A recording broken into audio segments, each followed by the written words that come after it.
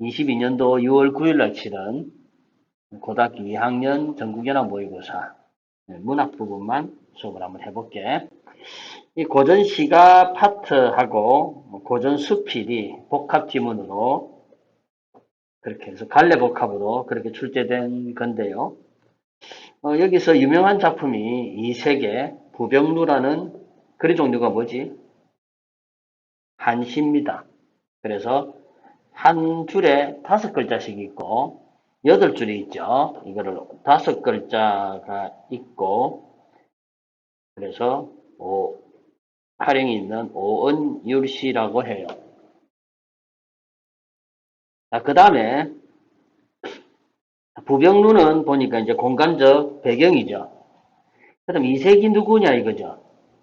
호는 목은이고요. 목은 이색이라고 일컬어지는데 고려말을 뜻하는 고려말이라는 여말이라는 뜻이 고려말인데 고려말을 뜻하는 삼은에 해당하는 사람이에요. 목은 이색, 야은 길재, 포은 정몽주라고 있는데 제일 유명한 사람이 여기서 정몽주죠. 이색이 바로 당시 조선초를 이끌었던 사대부들의 최고의 스승이었어요. 그래서 이색의 제자가 바로 정몽주도 제자고 정도전도 제자였어요. 그래서 이 목은 같은 경우는 말 그대로 고려 말부터 어디까지 조선 초까지 그러한 역사적 변혁기에 생존했던 인물이지.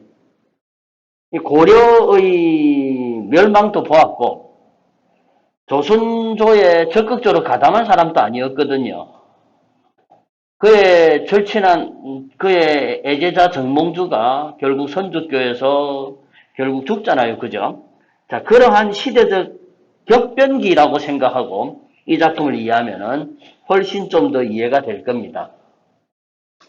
자, 어제 영명사라는 곳을 지나다가 고구려에서 지은 절이죠. 잠시 어디 올랐다? 부병루 해서 고구려 수도다 이거죠. 그래서 부병루에 올랐다. 텅 빈 성에는 조각달이 떠 있고 천년구름 안에 바위는 늙었다 해서 전형적으로 한시는 모두가 다 그런 게 아니고 대부분이 앞부분이 뭐고요? 선경이고 뒷부분이 후정이죠. 떠풀이 안 해도 되죠. 먼저 경치를 먼저 묘사하고 그 다음에 자기 정서를 얘기하고 있습니다. 이 시 읽었더니 맞죠? 그래서 부병리에 올랐는데 부병리에 갔더니 텅 빈 성이 있고 거기는 조각달이 떠 있다 했습니다. 조각달이 떠 있고요. 그 다음에 천년의 구름 아래 바위는 늙었네. 자, 이 텅 빈 섬은 결국 뭡니까? 고구려의 멸망이었죠. 맞지? 그렇다면은 고구려의 멸망이지만 고려의 멸망도 생각할 수 있겠죠. 그런데 고구려를 생각했으니까 고구려의 전성기였던 이제 기린마라든가 천손이 떠오르는 거죠. 동명성왕이 떠오르는 거죠.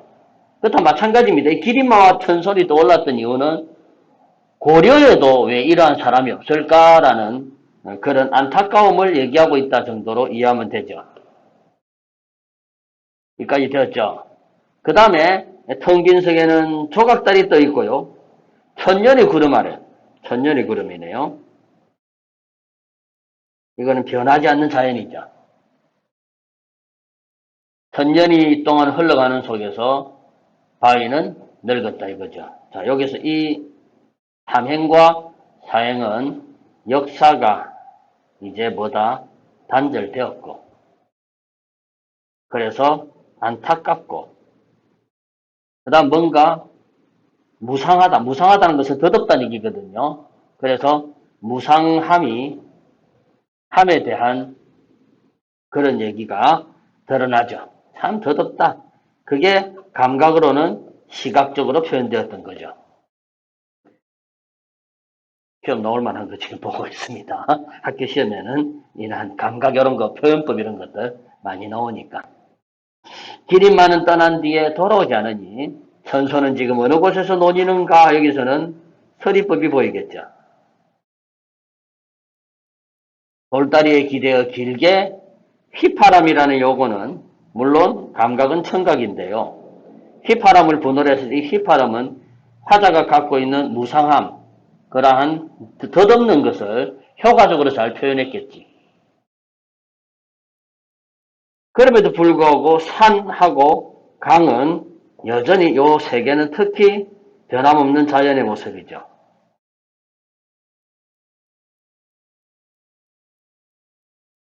산은 오늘도 푸르고 강은 저절로 흘러가는데 인간의 역사는 왜 이럴까 이거죠. 마치 자연은 이렇게 여전한데 그런 내용의 시입니다. 그래서 고려의 쇠락한 기운과 맞죠? 그런 것에 대해서 안타까워하고 그 다음에 삶이란 것이 무엇인가 라는 그런 덧없는 얘기를 했다 정도 이해하면 됩니다. 적절한 거 찾는 거죠. 문답 구조를 활용했다? 문답 구조를 하려면 묻고 뭐 해야 됩니까? 답을 해야 되죠.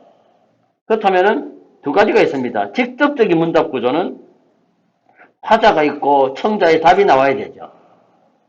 이런 것도 문답 구조이지만 넓은 의미에서 스스로 묻고 뭐 하는 것도 스스로 답하는 것도 문답 구조라고도 합니다. 어쨌건 없습니다. 둘 다. 그 다음에 명령형 어조라는 것은 끝에 종결의미가 명령형 종결의미를 썼다는 얘기죠. 뭐뭐 해라? 그런 거 없죠. 맞죠? 그 다음에 반어적인 표현 또한 없었습니다. 색채의 대비라고 나오는데 대비된 게 아니죠. 색깔은 나왔죠. 푸르다라는 색깔은 나왔는데 그것이 대비는 아니었다는 얘기였고요. 정답은 5번이죠. 특히 이 선지는 이 작품의 중요한 특징입니다. 세월의 흐름을 시각적으로 형상화해요. 특히 이게 뭐다? 사행이죠. 천년의 구름 아래 바위는 늙었네. 맞죠? 그 부분 특히 이 시의 표현상 특징으로 많이 나옵니다. 그 다음에 가학을과 관련해서 문제 풀 수 있는 걸 다 풀어봐야 되죠. 29번 있습니다.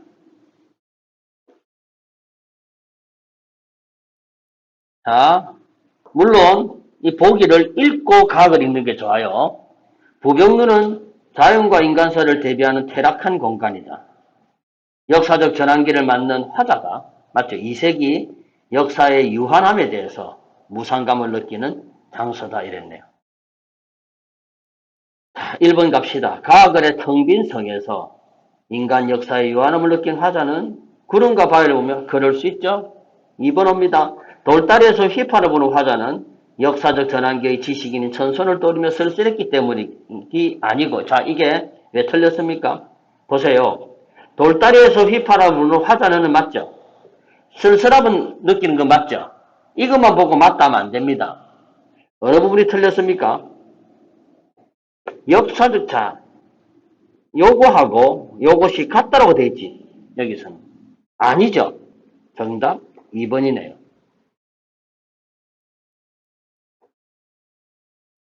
그래서 항상 문제를 풀 때는 슬래시를 해가면서 이렇게 OX 판단을 해줘야지 함정에 빠지지 않습니다. 그러니까 만약에 혹시 23번 문제 틀렸다라면은 나중에 보니까 2번 보니까 완전히 미쳤다 이거죠. 화자 자신이 천선이 아니었잖아요. 그죠? 사전적 의미는 고구려의 동명성왕이 나타나는, 그지?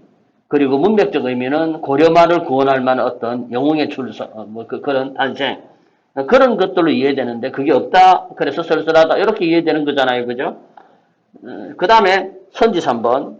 이것도 맞죠? 자, 이렇게 해서 가학을 풀 수 있는 거는 다 풀었죠. 이제 나학을 한번 읽어보겠습니다. 자, 글의 종류가 뭐죠? 연시조라고 하죠. 그죠? 김덕연이라는 사람이 쓴 산중 작곡이네요. 자연 속에서, 그지? 뭔가 떠오르는 생각들을 그냥 자연스럽게 썼다 정도 이해하면 될 것 같네요. 한번 보겠습니다. 이야, 48수까지 있는 그런 연시조네. 그죠? 와룡산에서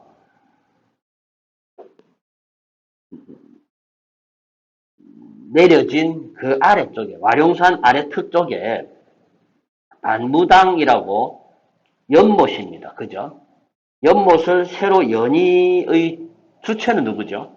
나죠. 그래서 와룡산 밑에 연못을 자기가 만들었습니다. 됐지? 연못을 만들었습니다. 연못을 만들었죠. 이 연못의 특징이 뭡니까? 너무너무 뭐하죠? 깨끗하죠. 연못의 특징은 거울로 언유가 되어 있지. 이거 되겠습니까? 거울에 뭐가 담겨 있다? 산 그림자가 보이죠, 이제. 산 그림자가 비치는 겁니다. 그러고 난 뒤에 이 몸이 이렇게 뭐 한 뜻은, 경영한 뜻은, 즉 연못을 만든 뜻은 그가 지시하는 게 뭘까요?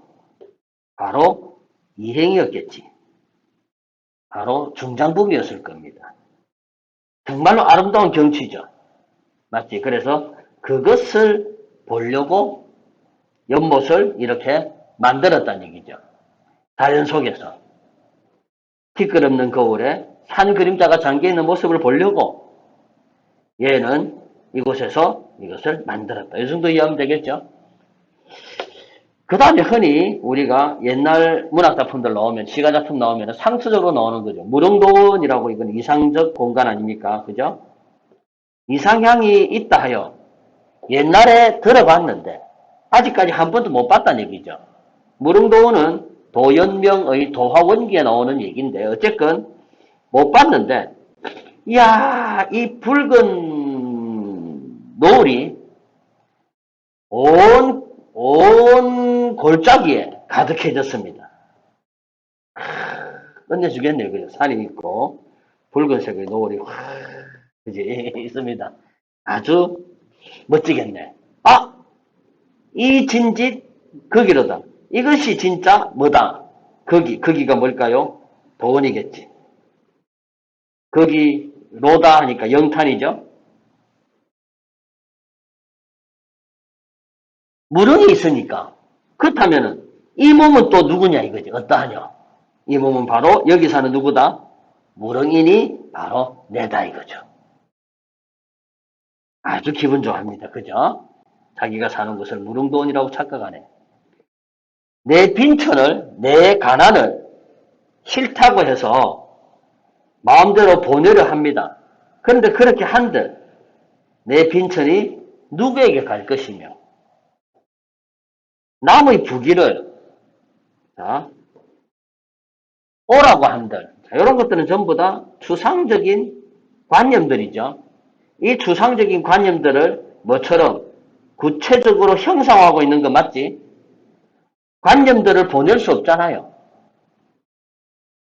이와 비슷한 게 황진이 시조에 있죠.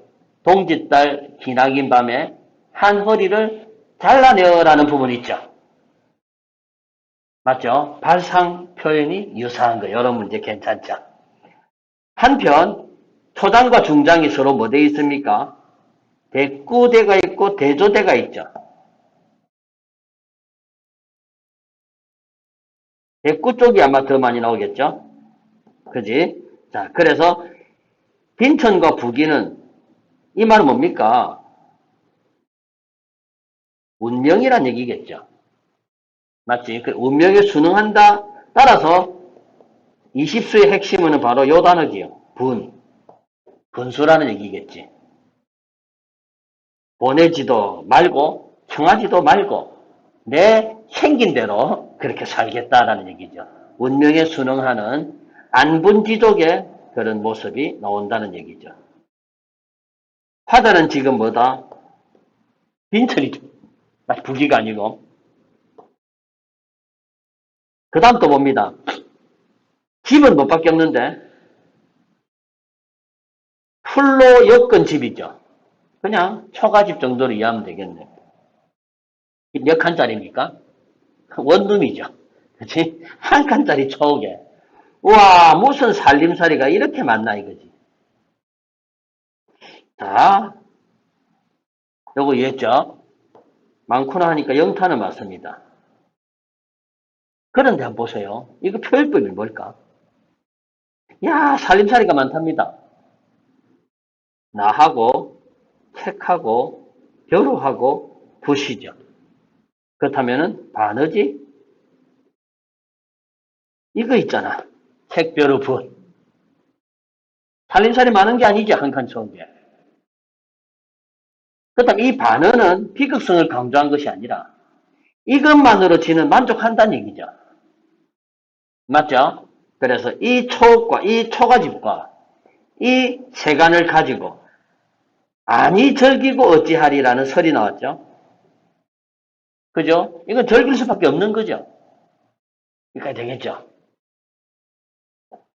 그 다음 갑시다.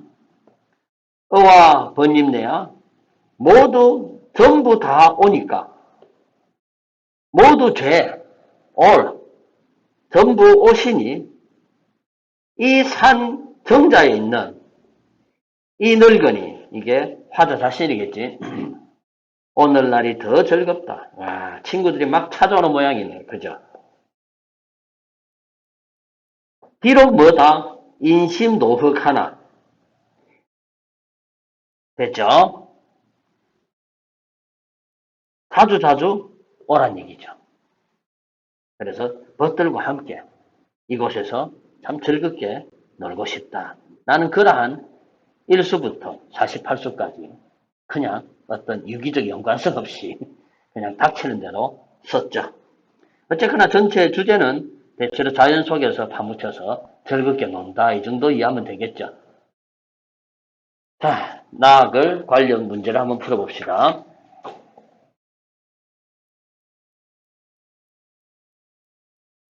22번이죠. 대상이 지닌 속성을 활용하여 자신이 지향하는 가치를 드러내고 있다 했습니다. 일수에 뭡니까? 연못이 지닌 속성은 거울 같아라는 속성이잖아요. 맞죠? 그래, 연못의 깨끗한 속성을 이용했습니다. 자신이 지향하는 맑고 깨끗한 성품, 이렇게 1번 보면 되겠죠? 그 다음에 제14수를 보면은요, 도원이 있다 해서 이거는 무릉도원 나오잖아요. 그죠? 이거는 그냥 맞죠? 20수 읽었더니 내 빈천, 내 북이 이렇게 세속적 가치가 북이 빈천이라 이런 거 아닙니까? 집착하지 않고 자신의 분수를 지켜야 한다. 다 맞는 말이죠. 34수는 다만 한 칸 초옥에 살림살이가 참 많다라는 그 부분이었거든요. 자신이 소유한 것을 즐기며 슬기는 삶을 부정적 틀렸죠. 그죠? 정답은 4번이죠. 그 다음에 마지막에 48수가 이제 이곳에 다 놀러 오란 얘기 아닙니까? 하자는 자신이 거처하는 곳에 사람들이 자주 오기를 희망하고 있다. 맞죠? 정답은 4번 확실하죠. 그 다음에 23번 문제 갑니다. 나에서 산중은 화자가 만족감을 누리는 공간이다 해서 이런 것들을 우리가 문학의 미학 중에서 뭐가 있다? 우아미가 있다라고 얘기합니다. 숭고미, 우아미, 골개미, 비장미 중에서 나글은 우아미예요. 혹시 모르죠, 여러분들도 우아미가 있습니다. 자, 만족감, 현실에 만족한다는 얘기, 이런 걸 우아미라고 합니다. 자연 속에서 삶을 즐기며 늙어가는 장소이다라고 이미 우리가 정리를 했지. 자, 한 칸 초옥에서 화자는 맞죠? 산정에 있는 화자는 스스로 늙기를 칭하며 맞죠? 많은 사람들이 놀러 오기를 바랬습니다. 자, A가 뭡니까? 무릉인이죠. 맞죠? 1번 틀렸죠, 일단. 2번 좋죠. 3번 인식전화 이런 거 아니죠. 동경하는 세계에 대한 예찬, 맞는 것도 아니고 틀린 것도 아니고 이상한 말이죠. 적절한 것 할 때는 항상 확실한 게 답입니다. 5번 틀렸죠. 답 뭐인 것 같아? 아마 2번일 듯 합니다. 일단. 맞죠? 무릉인을 쓴 이유가 선지 4번 같은 경우는 아니란 얘기지. 맞죠? 동경하는 세계에 대한 예찬, 물론 그렇게 우길 수도 있겠지만 화자 자신이 지금 그렇다라고 하는 뭐다? 참 기분 좋다. 좋죠? 누리는 삶에 대한 자부심 얼마나 좋은 말입니까? 탁 들어맞습니다. 자, 다학을 한번 읽어보겠습니다. 수필이죠. 박지원의 능량시집 서문이네요.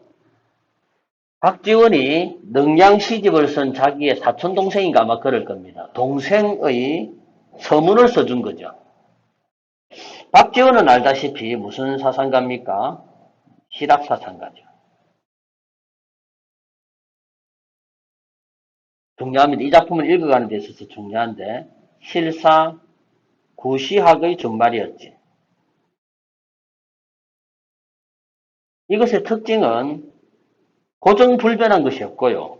변화를 중시합니다. 결국 이거는 절대성보다도 뭐를 중시한다? 상대성을 중시한다는 거죠.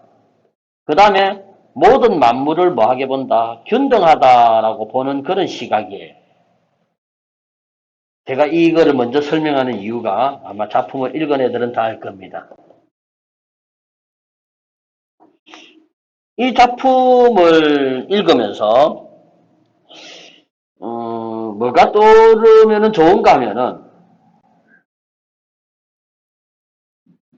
어려울지 모르겠는데 플라톤이라는 사람이 있습니다. 동굴. 동굴에 계속 갇혀 있는 사람은 동굴에 만약에 뒤에서 사람 뒤에 빛을 비쳤다 했을 때 그 그림자가 본인의 실상인 줄 알죠. 그래서 동굴의 나가 자기 실상인 줄 압니다. 그런데 동굴 밖으로 나왔을 때가 이게 실체 아닙니까? 그죠? 이게 이데아라고 했고 이게 이제 현상이었죠. 자, 여기 한 걸음 더 나아가서 이제 베이컨이라는 사람이었습니다. 베이컨이 무슨 우상? 동굴의 우상. 혹시 들어봤습니까? 종족의 우상, 시장의 우상, 극장의 우상 해서 이렇게 우상 4개를 얘기했는데 대체로 이거는 다 뭐냐면은 이 동굴 속에 갇혀있는 나 또한 지한테 선입견이죠. 자기한테 고착된 잘못된 믿음이죠. 그지? 이런 것들 때문에 자기의 어떤 개인의 어떤 사유가 상실되고 있거든요. 이런 것들을 베이컨은 이렇게 표현했습니다. 왜 이거 쓰는 줄 알겠죠? 맞죠? 말 그대로 우물안 뭡니까? 우물안에 개구리가 되죠. 한자로는 정저지화가 됩니다. 여기서 비판하고자 하는 게 바로 그런 거죠. 즉 고정관념이라든가 선입관이라든가 그런 것들을 얘기하고 있습니다. 한번 읽어보죠. 달 관한 사람에게는 해서 대조가 나오죠. 괴상스럽고 이상한 것이 없으나 속인들에게는 의심스러운 게 많다. 이른바 본 것이 적으면 속인이죠. 요거는 괴이하게 여기는 것이 많다는 것이다. 그러나 어찌 달 관한 사람이라 해서 일일이 경험을 안 했다는 얘기죠. 실제 사례를 확인 안 했다는 얘기입니다. 그렇다면 경험한 사람은 어떤 사람이었는가 이거죠. 이런 달 관한 사람은 한 가지를 들으면 10가지를 눈앞에 그려보고 10가지를 보면 100가지를 마음속으로 상상했다. 문일지십이라는 한자가 있죠. 하나를 들으면 열을 안다라는 얘기입니다. 그러니까 요거는 확장적 사고를 하는 거죠.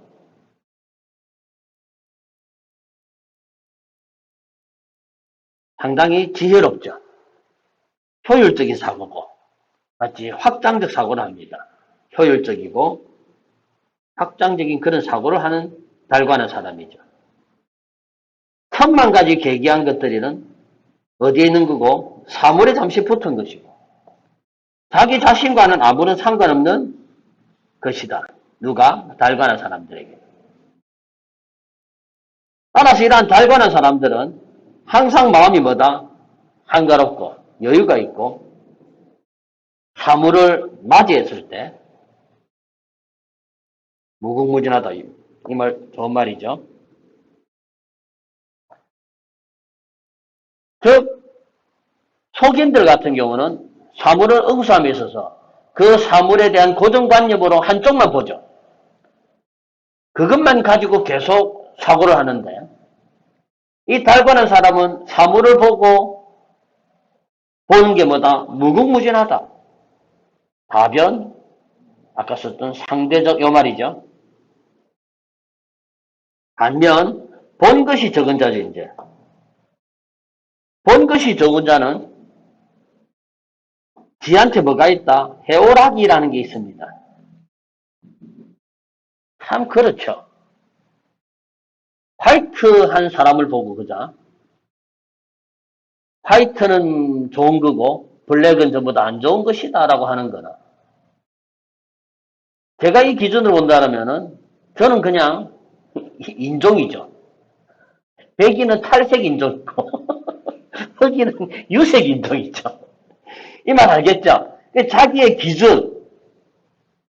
기준을 세워놓고 해오라기보다 검으니까 까마귀는 마다 검다 이겁니다.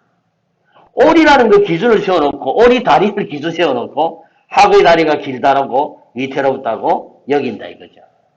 왜 이렇게 쓸데없이 뭐다? 기준이라는 걸 두느냐 이거죠. 왜? 사물 자체는 본디 이상할 게 없다는 얘기죠. 아까 뭐라 했습니까? 괴이한 것이 사물 자체에 잠깐 붙은 거죠. 아까 했습니다. 그죠? 그렇다면은 본질을 봐야 되는데, 맞죠? 본질을 봐야 되는데, 겉모습만 본다는 얘기 아닙니까? 현상? 이데아를 봐야 되는데, 동물 속의 그림자만 보고 자기가 그 진짜라고 믿는 거죠. 동굴의 우상이죠, 이것도. 저 혼자 화를 내고, 한 가지 일이라도 지 생각과 같지 않으면, 맞죠? 만물을 모두 모함하려 든다. 요즘 많죠? 확정 편향이라는 것, 요즘 많이 쓰는 말입니다. 자, 이제 영탄하네요. 아, 저 까마귀를 보라. 참 유명한 구절입니다, 이 부분. 까마귀를 보라. 저 깃털보다 더 검은 것이 없구만.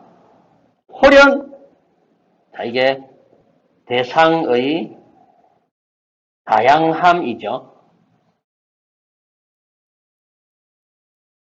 아, 갑자기 강의를 하다 보니 나희덕님의 나희덕 시인의 복숭아 나무 곁으로라는 시가 떠올랐어요. 이 시가 뭐냐면은 처음에는 편견과 선입견으로 복숭아 나무 곁에 가지 않았습니다. 뭐라고 본인이 판단하는가 하면은 저 나무에는 색깔이 흰 꽃과 분홍 꽃밖에 없다 이거지. 그래서 그거는 사람이 앉지 못할 그늘이 없어. 그래서 멀리로만 스쳐갔어요. 그런데 흰꽃과 분홍꽃 사이에 참 수천 개의 빛깔이 있다는 것을 알게 되는 거죠. 마찬가지입니다. 그죠? 까마귀가 금가가 아니라 황금빛이 있기도 하고 연한 녹색이 있기도 하고 그런 식으로 서로 맞죠? 깨달음 과정이 비슷한 게 나희덕의 복숭아나무 곁으로라는 시가 떠오르네요. 눈이 어령거리다 빛이 새우로 바뀐다. 그렇다면 내가 그 새를 푸른 까마귀라 불러도 될 것이고 붉은 까마귀라 불러도 될 것이다 이거죠. 상대적입니다. 그죠? 자, 그 세 개는 이거는 사물이죠. 고정된 게 없다 이거죠. 그런데 눈으로 먼저 고정관념, 편견, 선입견 혹은 선입관 이런 거죠. 아, 까마귀를 검은색에 가두어 두는 것만으로 충분하거든. 다시 까마귀를 기준으로 이 세상의 모든 색을 가두려 하는구나. 까마귀만에 그치는 것이 아니라 이 세상의 모든 것으로 다 본다는 얘기죠. 까마귀가 검기는 하지만 여러 가지 색인 것을 누가 알겠는가? 검은색을 일러 어둡다고 하는 것은 비단 까마귀만 알지 못하는 것이 아니라 검은색이 무엇인지조차 알지 못한다. 왜냐하면 물은 검기 때문에 사물을 비출 수도 있고, 여기까지 됐죠, 이제. 달관한 사람은 적고 속인들만 많으니 이제 뭔가 안타깝습니다. 그죠? 그럼에도 지는 뭐 하겠다 이렇게 비판을 한다는 얘기죠. 본인이 이거를 썼다 이겁니다. 이렇게 다글을 읽어보았습니다. 다글 관련 문제가 24번에 있네요.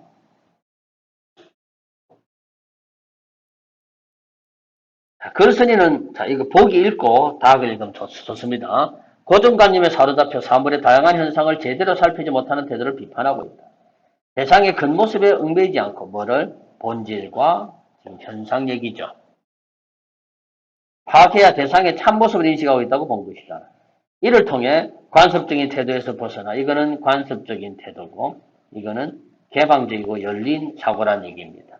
이거는 다치사고고 적절하지 않은 것 찾습니다. 자기 생각과 한 가지라도 다르면 만물을 모아버리는 것은 다양성을 인정하지 못하는 태도로 볼 수 있다. 까마귀를 푸른 까마귀나 붉은 까마귀로 부르는 것이 모두 옳다고 여긴 것은 참모습을 파악하려는 태도다.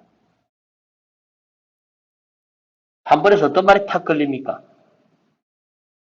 요 말 걸리죠.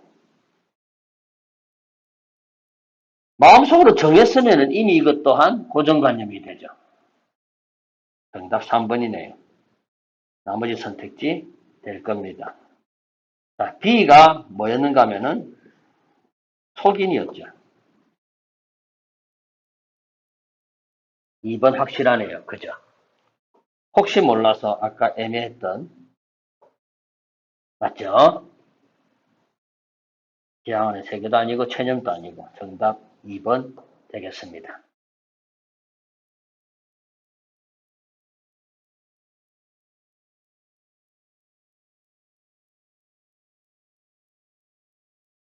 고전 산문이네요. 고전 소설 한 편인데 제목 볼까요? 자, 제목이 진성운이라는 사람의 일대기네요. 그죠? 진성운전이라는 소설입니다. 보기를 읽었더니 영웅소설이고 전쟁을 다루고 있는 소설이랍니다. 영웅 군담 소설이고 영웅소설이니까 기본적으로 충이겠죠. 그 다음에 뛰어난 능력 정도 있을 것이고요. 이게 영웅소설에 서사적 구조가 있다면 기이한 출생부터 해서 그런 게 있을 수 있겠죠. 전기적 것도 있고요. 있다는 얘기죠. 그래서 두 가지가 있네요. 이 작품에는 전기적인 것도 있고요. 현실적 차원에서의 그런 모습도 있다 이겁니다. 작품 읽어보겠습니다.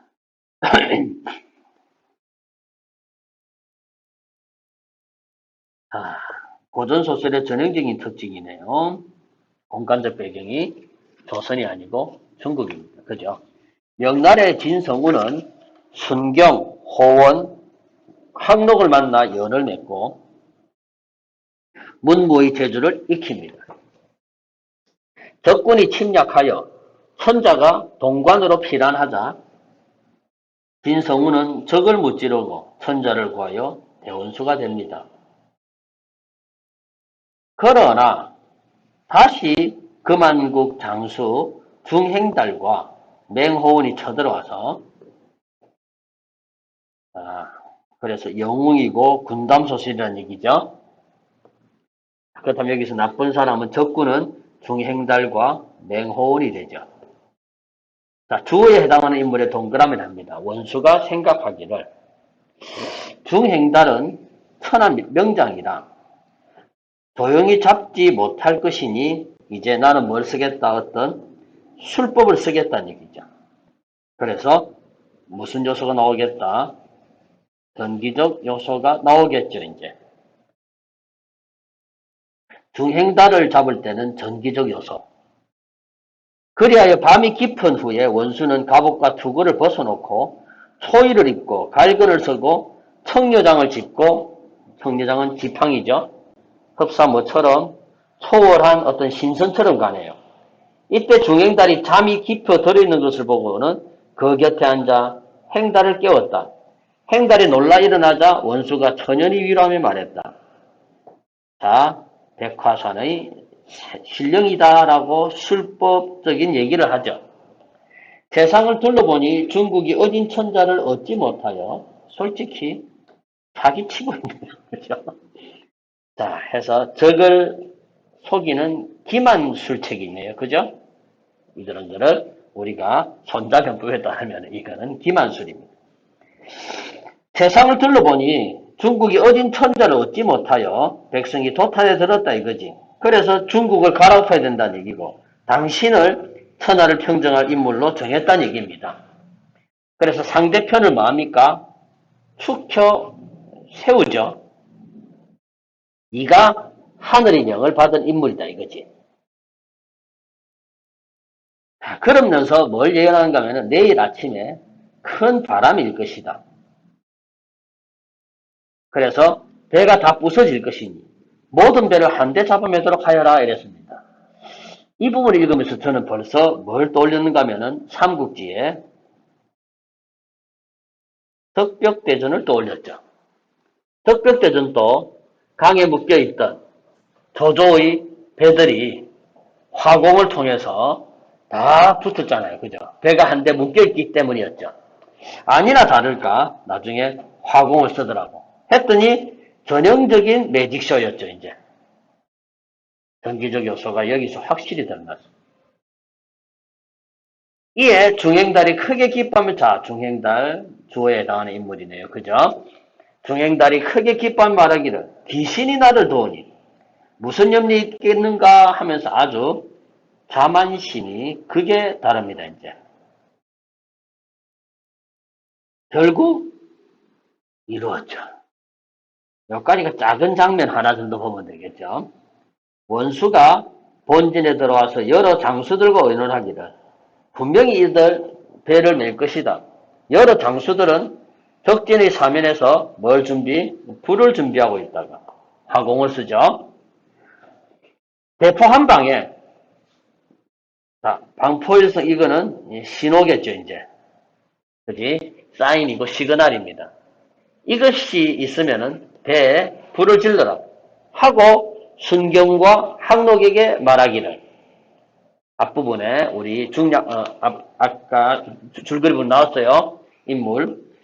정경 5천을 거느리고 매복해 있다가 불이 일어나면은 군사를 놓아 쳐라 이거죠. 도망가는 조조를 보면서 1관, 2관, 3관에서 계속 대기한 것과 동일한 거죠. 하고 때를 기다렸다. 밤이 밝아오자 원수가 장군 지휘소죠. 장대.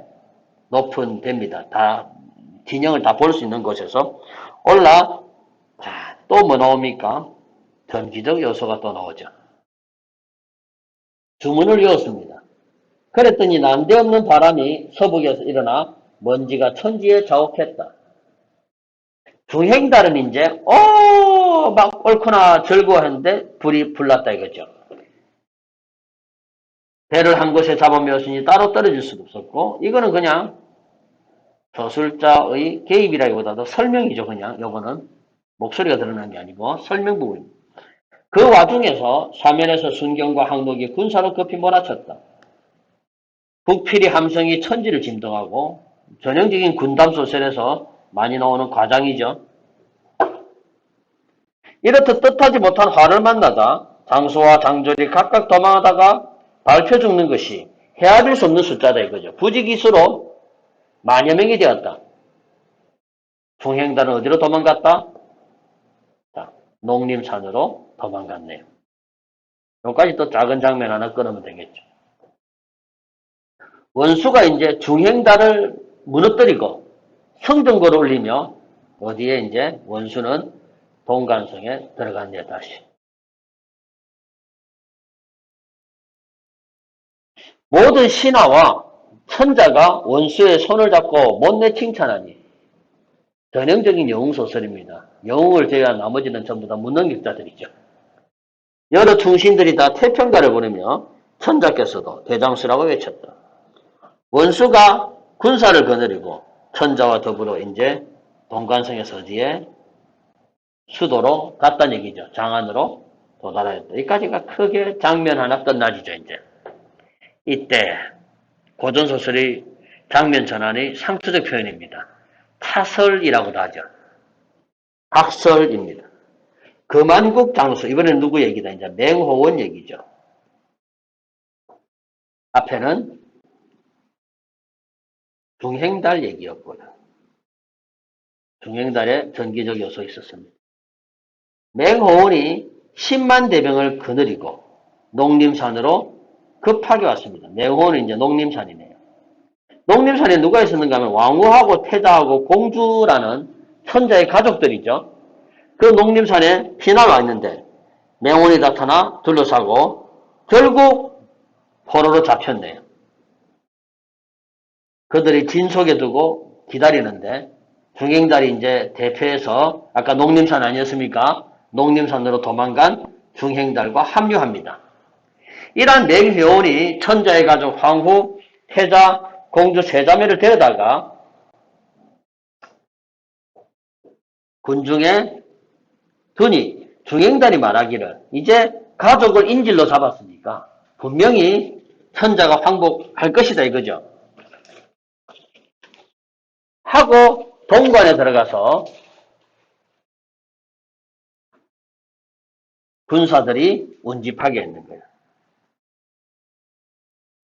농림산에서 동관으로, 아까 동관은 아까 성전 골린 곳이었죠.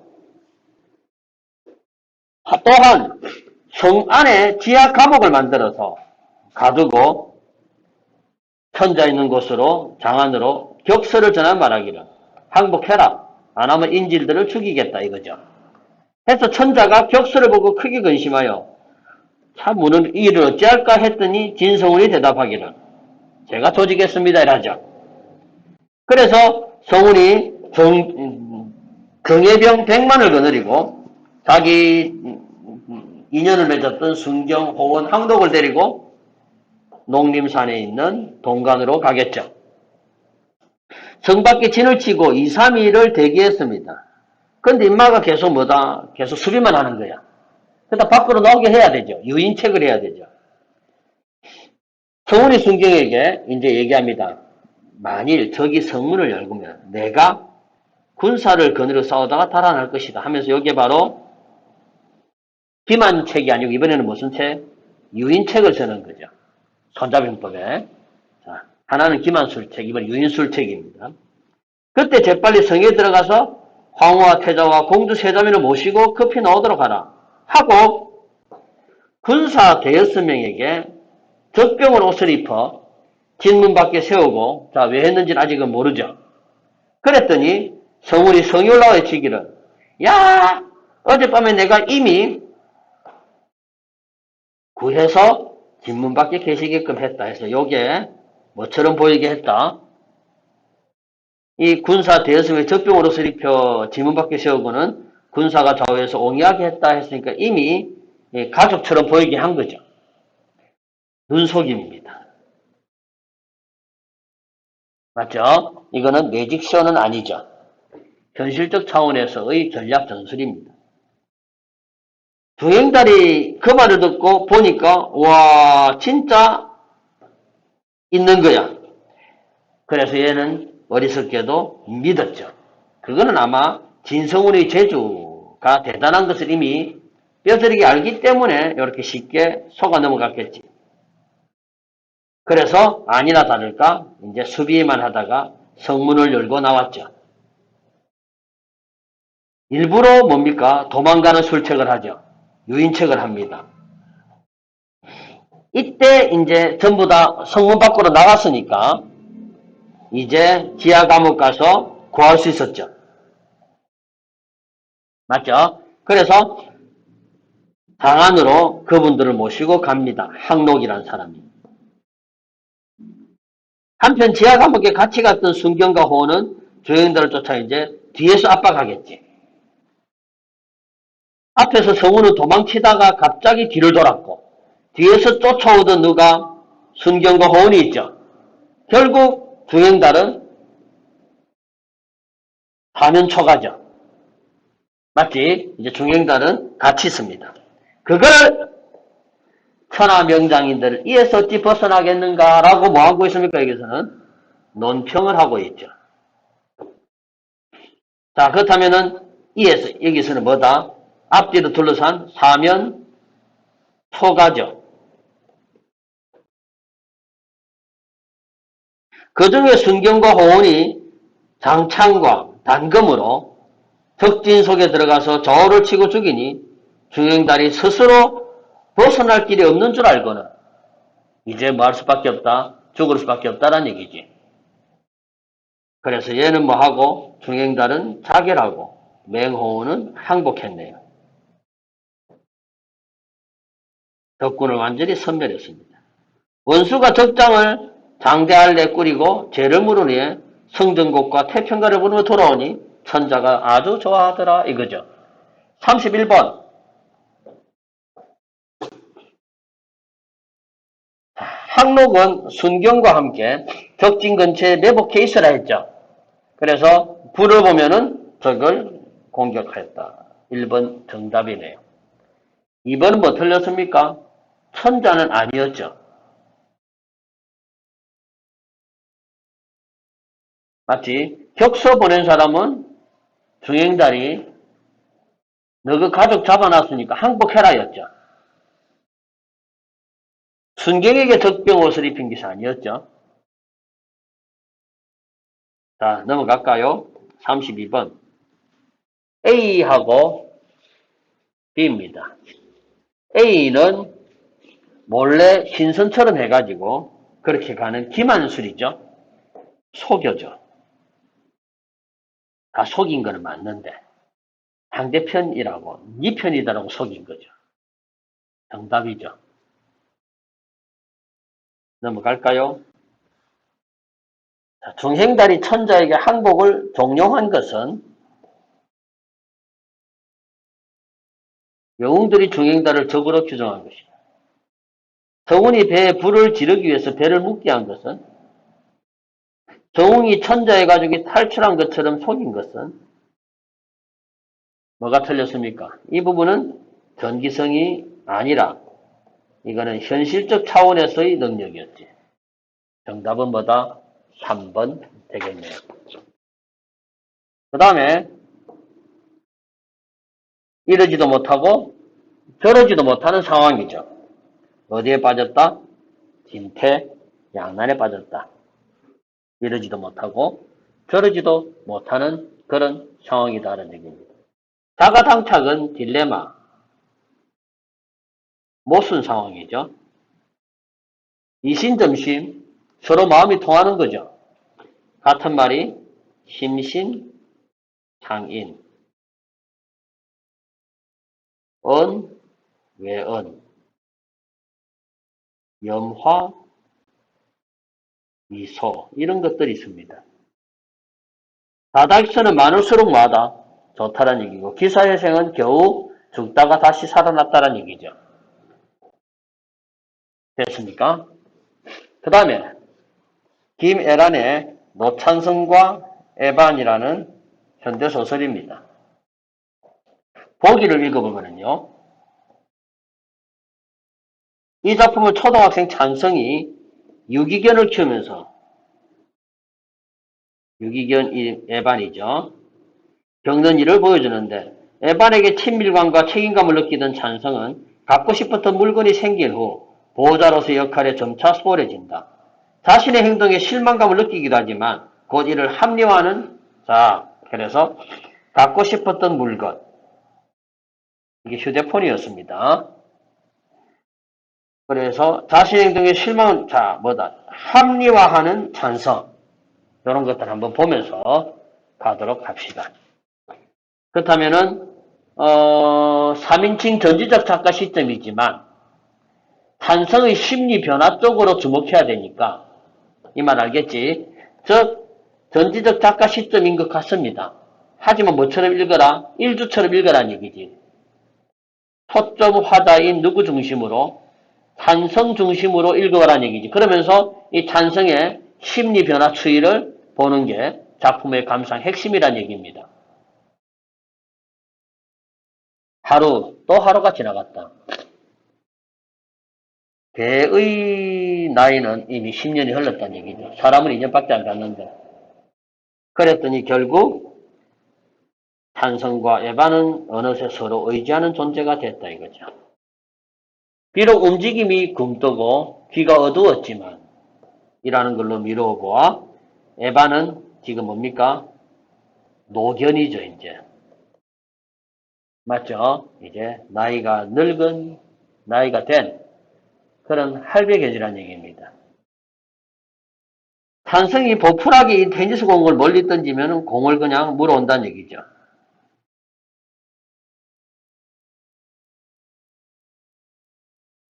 해서 이까지가 에반이 자기에게 물어다는 게 공이 아닌 다른 것처럼 느껴졌다 하면서 이거는 이제 인간관계, 친분관계가 맺어졌다는 얘기죠. 아까 보기에서 보았던 에반에게 친밀감과 책임감이 느껴졌다는 얘기죠. 친밀감과 책임감 같은 게 생겼다는 얘기입니다. 그게 이제 뒤에 나오죠. 에반이 요즘 이상해졌다. 이제 곧 죽을 때가 된 모양입니다.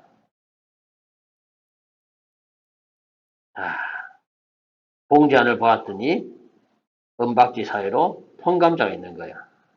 탄성이 계속 할머니들을 졸졸 떨으면서 할머니, 에반이 이상해. 에반이 밥을 안 먹어. 하면서 할머니가 하는 게 늙어서 그렇다 이거죠. 할머니는 모든 게 성가신 듯 팔을 휘젓다. 그리고 끄응 소리를 내며 바닥에 이부자를 폈다 해서 할머니에 대한 성격이 뭐 나옵니까? 세상사가 다 뭐하다 지금? 귀찮고요. 그 다음에 뭔가 아픈 듯 하죠. 맞습니까? 할머니는 밤 10시 넘어서 왔고 그 다음 할머니는 지금 노동과 집안일 그리고 탄성 일을 육아하는데 지쳐있는 그런 사람이죠. 하면서 탄성이는 계속 걔가 걱정됩니다. 나를 물려고 했다라는 말을 듣고 피골이 지친 할머니지만 손자가 혹시 다쳤는가 싶어서 탄성을 한번 훑어보죠. 했더니 안 물렸다 이러죠. 안 물렸으니까 손자가 아무 이상 없으니까 다시 눈을 감고 이마에 팔을 얹었습니다. 할머니는 피곤에 지쳤죠. 병원 가자입니다. 병원 가면 뭐가 듭니까? 돈이 들죠. 이 집에 돈이 없죠. 가방에 불 켜두지 말고 전기조차 절약하고 있는 거죠. 할머니의 반팔 손에 엷은 김치 국물이 묻어 있었다. 그러니까 입성도 옷차림도 깔끔하지 못하죠. 그만큼 삶의 시간들에 쫓기고 있다는 얘기입니다. 했더니 계속 병원 가자고 하니까 버럭 소리까지 지르죠. 왜? 중요한 말 나오죠. 사람도 못 가는데 돈이 없어서 하면서 갑자기 에반이 뭐 나온다. 자, 여기서 나오죠. 에반은 개새끼로 변하고 도로 갖다 놓으라 했어 안 했어? 이건 아까 보았던 얘가 유기견이라던 얘기죠. 버려진 개를 에반이 주워왔네요. 그죠? 개장수한테 똥개, 흰개. 개는요, 구라고 되는 게 있고요, 견이라고 되는 게 있죠, 솔직히. 우리나라는 이처럼 벌써 구별합니다. 구가 붙은 것은 식용으로 먹는 거고요, 견이 붙는 것은 식용이 아닙니다. 진도견이죠. 황구, 백구 이런 것들은 전부 다 잡아먹는 겁니다. 했더니 백관이자라고 자기는 애정을 표현하죠. 그래서 알을 갖다 백구를 하니까 얘가 큰 소리를 냈습니다. 에반이야 이거죠. 나에게는 얘는 뭐다? 가족이고 친밀감의 표현이죠. 그리고 아프니까 병원 가자는 책임감도 얘기되었습니다. 자, 이제 찬성이 병원에 갔더니 안락사밖에 없답니다. 죽을 수밖에 없네요. 안락사 시키기 위해서 뭐가 필요해요? 10만 원이 필요합니다. 중요함이 되겠어, 10만 원은. 그래서 전단지 아르바이트를, 자, 이 부분이 이제 앞부분까지는 친밀감이죠. 이제 여기서 책임감이 나옵니다. 맞죠? 그러나 찬성은 이전에 할머니가 얻은 휴대전화의 유심칩을 사는데 모은 돈의 일부를 써내요. 책임감과 자신의 뭐다? 유혹이죠. 유혹이 약간 승리했습니다. 그랬더니 이제 새로운 것에 집중하느라 점차 에반과 보내는 시간이 줄어든다 했죠. 아까 보기에서 이미 읽었습니다. 책임감을 느끼던 찬성은 갖고 싶었던 물건이 생긴 이후 보호자로서의 역할에 점차 소홀해지죠. 그래서 이거는 보호자로서의 역할에 소홀해지고 있는 겁니다.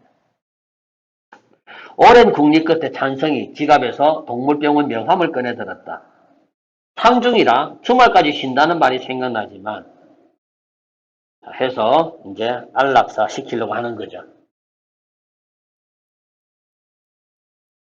어쩌면 문이 열었지 몰라. 가슴이 뛰었습니다.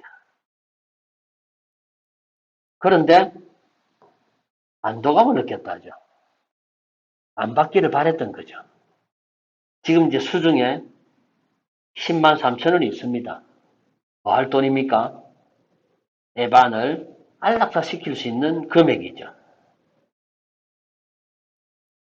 그런데 전화를 했습니다. 안락사 시키려고.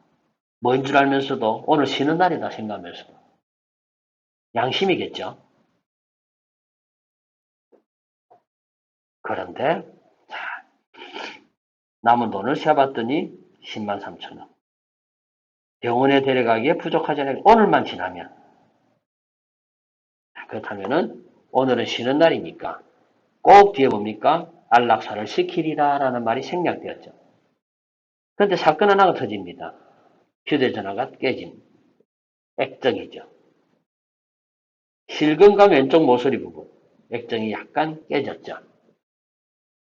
거미줄 모양의 실금에서 천천히 문질렀더니 액정 깨졌습니다. 그래서 아끼던 것이 깨지니까 눈동자가 흔들리겠죠. 집으로 가는 길 찬성은 한 손을 길게 뻗어 휴대전화를 좌우로 틀며 햇빛에 비춰보았다. 어? 이번에 정서가 뭡니까? 만족감이네요. 왜 그럴까? 뭘 붙였습니까? 보호필름을 붙였네요.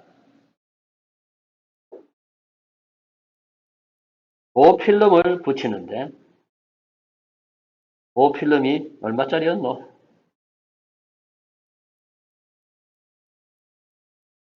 자, 그래서 보호필름을 했는데 지금은 돈은 얼마 있다? 9만 5천 원이네요.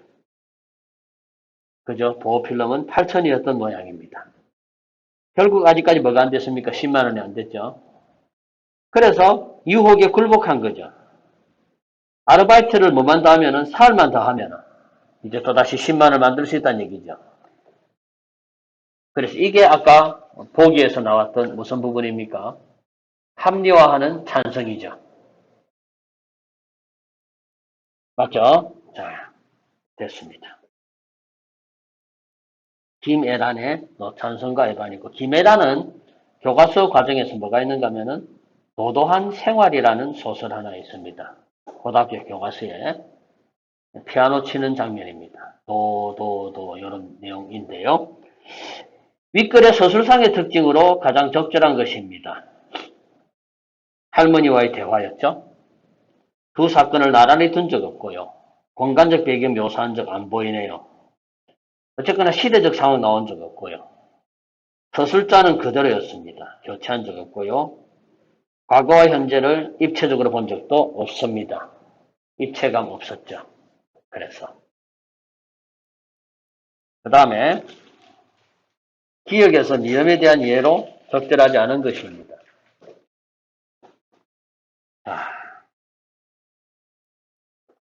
이런 문제는 저는 기억, 니은, 디귿, 리을, 니을 일단 안 봅니다. 안 보고 보면은요. 4번에 동물병원이 쉰다는 사실을 모르고 있다. 아니었죠. 알면서 전해봅니다. 그래서 리얼을 확인하고 정답 4번 하고요. 그 다음에 37번 갑니다. 자, 적절하지 않은 거 찾습니다. 이 작품은 초등학생 찬성에서 아까 보기를 읽었습니다. 애반과 공놀이하는 찬성의 모습은 친밀감을 느끼는가. 맞죠? 이런 모습은 찬성이 애반에 대한 책임감 맞네요. 다 했습니다. 그죠? 땅에 떨어진 휴대전화 보면 눈동자가 흔들린 것은 실망감 아니죠? 액정이 깨졌을까봐 하는 거죠. 그죠? 정답은 3번이네요. 나머지 선지들 확인해도 될 겁니다. 현대소설 다 끝냈죠?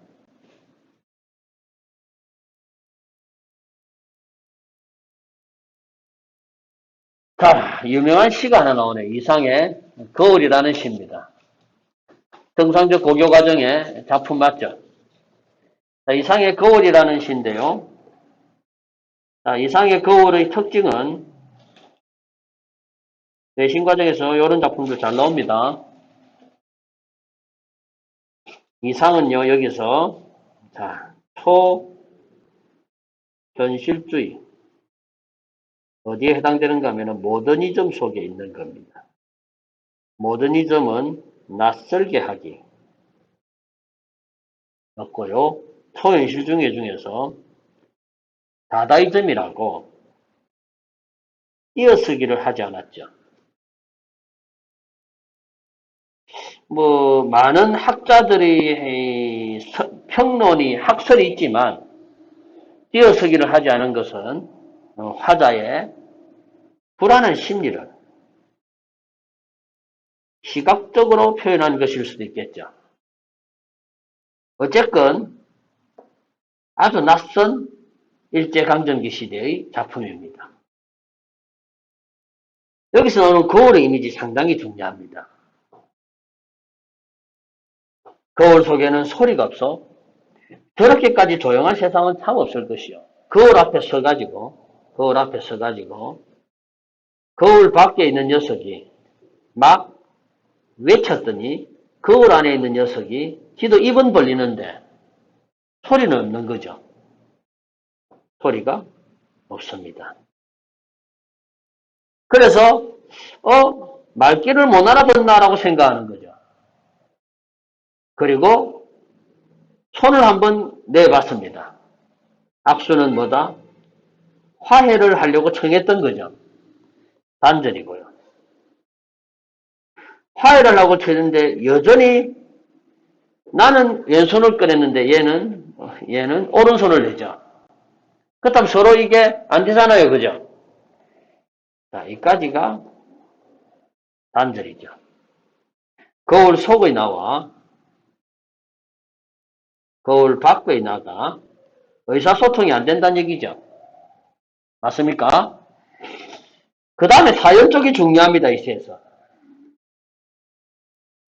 이 시에서 사연하고 오연의 일행이 중요한데요. 거울 때문에 나는 거울 속의 나를 뭐하고 만날 수 있습니다. 그런데 거울 때문에 만질 수가 없죠.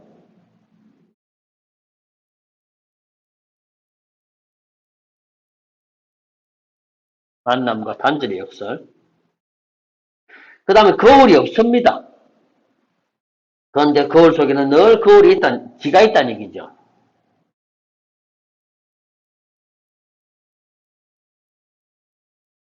실제와 부재의 역설. 이 시는 솔직히 코로나 시대가 아니라면 연기 한 판 하면 끝나는 건데, 제가. 예전에 제가 머리를 흑흑해가지고 학생들 앞에서 연기를 많이 했어요. 머리를 흑흑해가지고 흡사 제가 미친놈처럼 해가지고 거울 앞에 섭니다. 서가지고 했더니 거울 속에서 누가 입만 벌리면서 똑같은 포즈를 취하죠. 그랬더니 이 거울 밖에 있는 이 미친갱이, 이 자폐증 환자는 신기한 거죠. 그래서 궁금하다가 하도 신기해서 악수함을 해보려고 했는데 나는 오른손을 냈는데 전반은 왼손을 내더라는 얘기. 손이 안 잡아집니다. 그러면서 생각하는 거죠. 야, 그래도 저게 내하고 비슷한 새끼인데 요놈 때문에 지가 볼 수 있는 거고 만지려고 해도 안 만져지는 거죠. 그 다음에 오연이 이제 뭐냐면은 이제 신기해서 몰래 한번 숨어봅니다. 몰래 숨었더만은 지가 벽 뒤에 숨었더니 지 눈에 거울이 안 보이죠. 근데 벽 밖으로 이렇게 얼굴을 살짝 내밀었더니 여전히 거울 속에서 내가 이렇게 싹 내밀고 있죠. 그러니까 거울은 없지만 늘 거울 속에 내가 있다는 얘기죠. 여기까지 됐습니까? 해서 잘은 모르지만 외로된 사업에 골몰할 것이다. 각자의 삶의 원리에 따라 각각의 삶을 사는 거죠. 자, 이게 외로된 사업이니까 기차철로 같은 경우가 이렇게 항상 평행을 가면서 가는 거죠. 기차철로가 평행을 가죠. 이것은 절대 만날 수가 없습니다. 이상의 시에서 이 말 상당히 중요합니다. 외로된 사업. 만날 수가 없어요. 이상의 소설 날개라는 작품에서는 낮 12시와 정오와 밤 12시라는 자정이 나옵니다.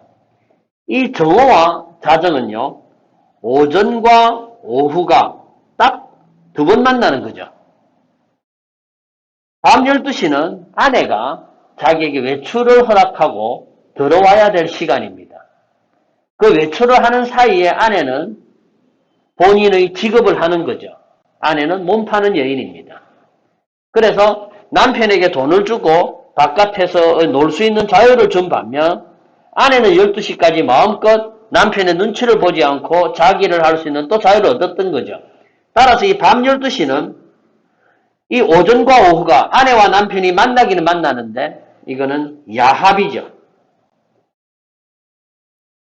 그러나 낮 12시는 이제 아내가 자기에게 아스피린을 먹였다라고 생각하고 얘가 탈출을 해버리죠.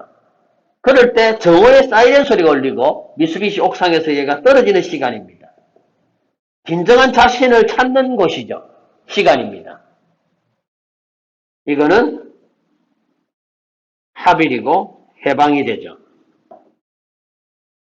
따라서 외로된 사업이란 거 중요합니다. 각자의 삶의 원리입니다. 거울 속에 나는 참 반대어만 해서 여기 많이 나옵니다. 거울 속에 나와 나의 차이점이죠. 본래 이게 슈퍼에고죠. 슈퍼에고, 요게 본질적 자아고요. 요게 현실적 자아입니다. 이게 에고가 되죠. 자, 이렇게 시를 했습니다. 자, 이 작품 본질적 자아와 현실적 자아 문제. 이게 상황의 모순이죠. 실제 누가 누구를 진찰해야 됩니까? 거울 속의 나가 나를 진찰해야 되는데 누가 아픈 사람이고 거울 밖에 있는 나가 아픈 사람이잖아요. 정상이 아니었는데 그렇게 표현되었습니다. 43번 보면은요. 가는 명사형으로 시상을 마무리한 적 없죠. 가는 공간이동 없었습니다.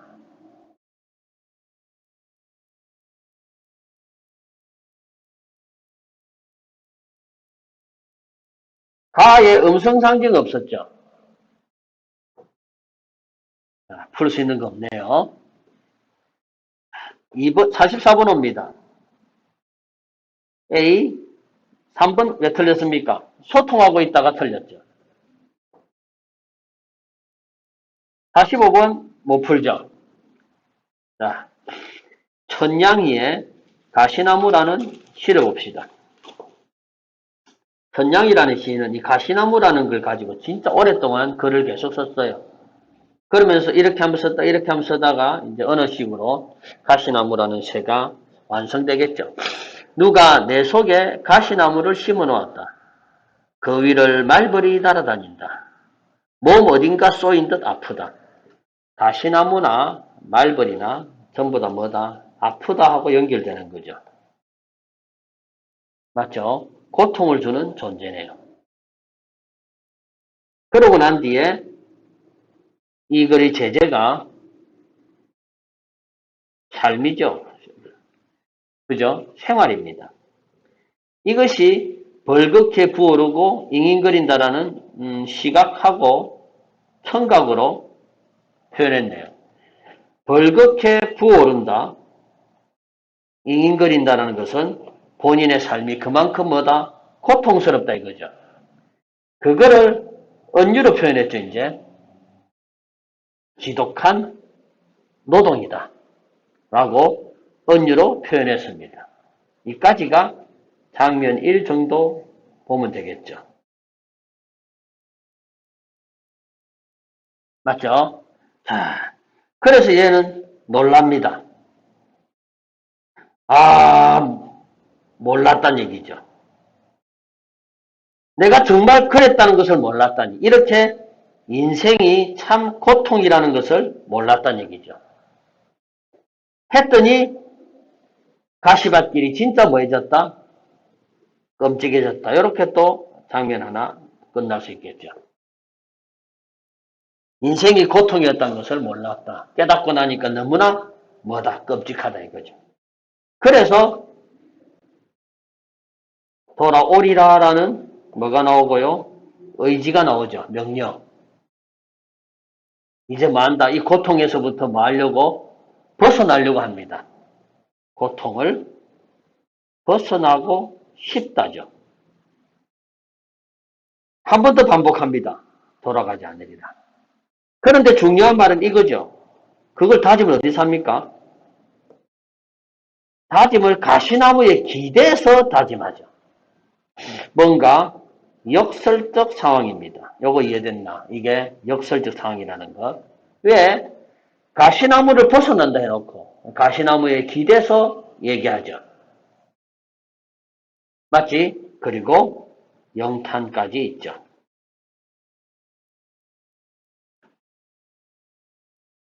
결국 이것의 의미가 중요합니다.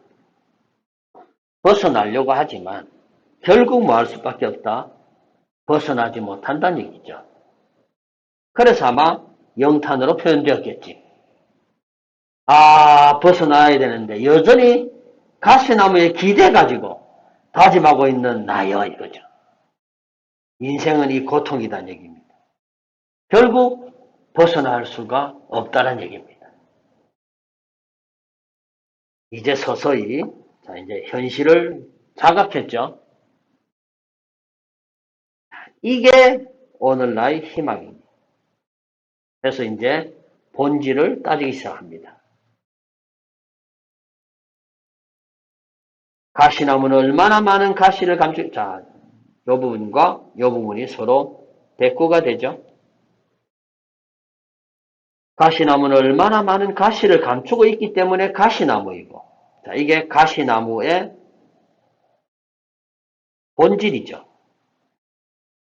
가시나무에 뭐가 없으면, 가시가 없으면 가시나무가 아니죠. 그 말입니다.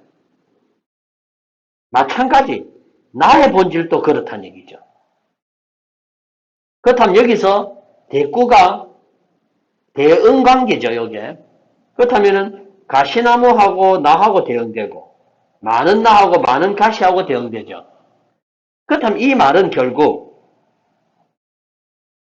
해서 이렇게 대응관계가 이렇게 결론이 나잖아요. 맞죠? 즉, 이 말은 뭐냐면은 결국 우리네 인생이라는 것은 결국 가시나무가 가시가 있듯이 나에게는 가시가 있다. 고통이 바로 우리 존재의 본질이고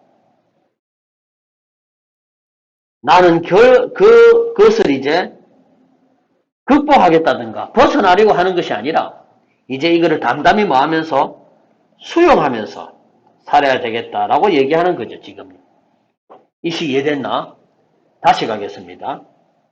와, 가시나무와 말벌 때문에 내 삶이 힘들더란 얘기죠. 감각적으로 표현했습니다. 은유라까지 얘기했지. 그런데 진짜 내 인생이 끔찍했죠. 여기까지가 큰들로 하나죠.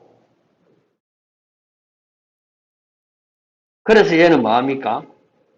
이제 탈출하려고 합니다. 그런데 기대죠. 결국 탈출할 수 없습니다. 그거를 깨닫죠. 하면서 깨달음의 결과가 인생은 결국 고통이다. 살아간다는 그 자체가 존재 자체가 고통이니까 이제 그거를 받아들이면서 살아야 되겠다. 라고 얘기하는 장면이 보기를 읽으면 잘 나오셨다.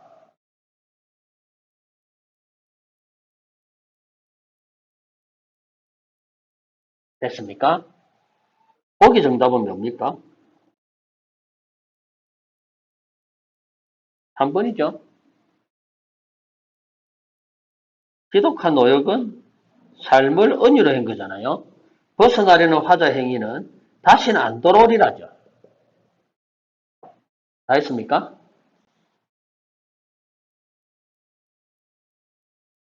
43번 정답은 자, 다 했습니다.